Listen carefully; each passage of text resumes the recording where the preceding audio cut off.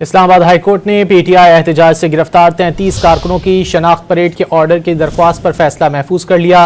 Case की समाअत justice Arbab Mohammad Tahir ने की। मजीद जानेंगे डॉन न्यूज के नुमाइंदे ताहिर नसीर से। ताहिर, मजीद क्या तफसीलात हैं और कब तक फैसला सुनाए जाने का इम्कान है?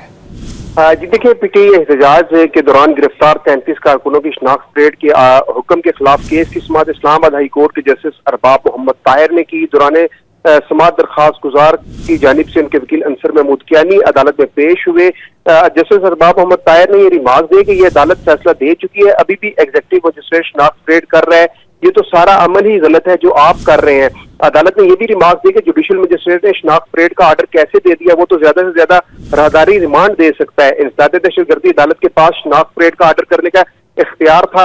जस्टिस अरबाब मोहम्मद ताहिर ने यह भी जो है रिमार्क दी कि शनाख्त परेड एग्जीक्यूटिव नहीं बल्कि जुडिशियल मजिस्ट्रेट ने करना थी।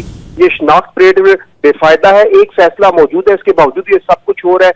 प्रोसिक्यूशन हुकूमत को क्या उम्मीदें दिला रही है? ये जो सारी एक्सरसाइज कब आप कर रहे हैं सब फालतू है। आप ये सब कर क्यों रहे हैं? लोगों की आंखों में धूल झोंक रहे हैं।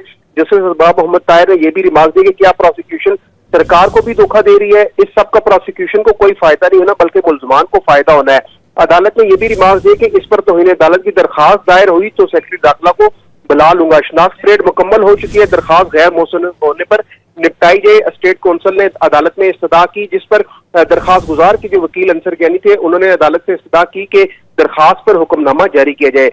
अदालत ने यह भी रिमार्क दी कि हम इस दरखास्त पर फैसला जारी करेंगे। अदालत ने दलाइल सुनने के बाद दरखास्त के ऊपर फैसला महफूज कर लिया है। बहुत शुक्रिया ताहिर नसीर इन तफसीलात के लिए।